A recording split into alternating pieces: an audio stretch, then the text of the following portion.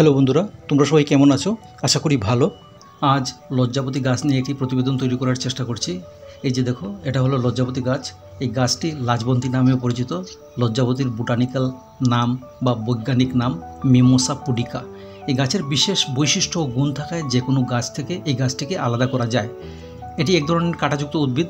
অন্য গাছের চেয়ে এ গাছ অনেক বেশি স্পর্শকাতর। এই গাছ স্পর্শ করার সঙ্গে সঙ্গে এর পাতাগুলো অনেকটাই নেতিয়ে পড়ে।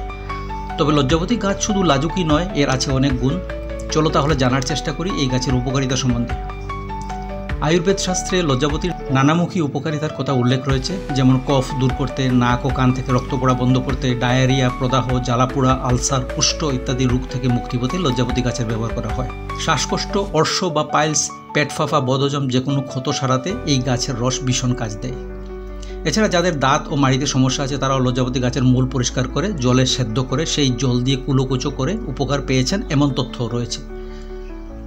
লজ্জাবতী গাছ নানা রহস্যে ভরা, এতে লুকিয়ে রয়েছে হাজারো গুণ। এটি একটি ভেষজ উদ্ভিদ। এর পাতা ও শেকড়ে বিভিন্ন রাসায়নিক উপাদান থাকে যা প্রদাহ রোধী।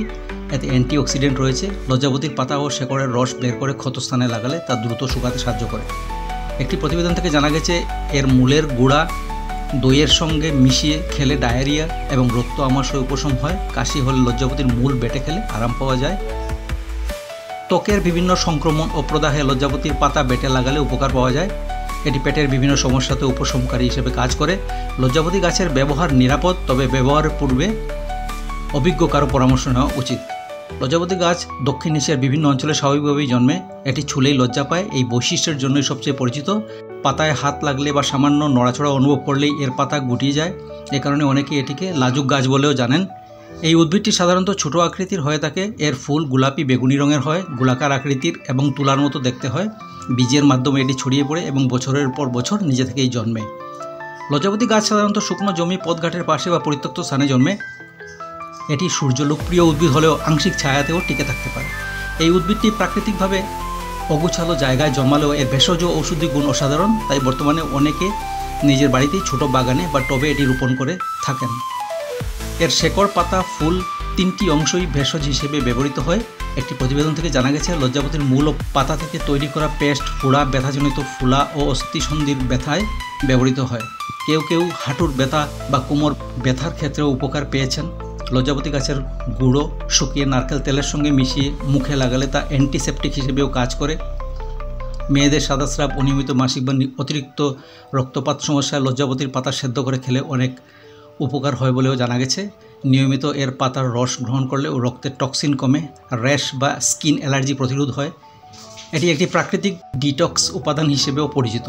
লজ্জাবতীর চা বা পাতার নির্যাস মানসিক প্রশান্তি দেয়, দুশ্চিন্তা কমায় এবং ঘুম ভালো হয় বলে প্রমাণ মেলে। মূলের গুঁড়া শুকিয়ে গুঁড়ো করে প্রতিদিন সকালে 1 চামচ মধুর সঙ্গে খাওয়া যেতে পারে। এটি রক্ত বিশুদ্ধিকরণ ও হরমোনাল ভারসাম্য রক্ষায় কার্যকর। পাতা ও মূলের ছোট টুকরো জলে ফুটিয়ে চা তৈরি করে খাওয়া যায়।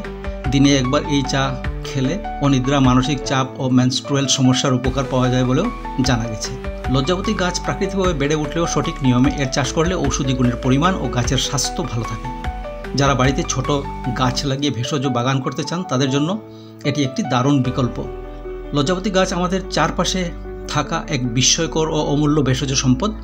তোমরা ঘরে সহজেই চাষ করতে পারো লজ্জাবতীর গাছ। এটি শুধু তোমাদের স্বাস্থ্যের জন্যই নয়, পরিবেশের জন্য উপকারী। পরিশেষে একটা কথা বলবো, লজ্জাবতী গাছের ব্যবহার যতই উপকারী হোক, এর ব্যবহার সম্পর্কে সঠিক জ্ঞান না থাকলে সেটি ক্ষতিরও কারণ হতে পারে।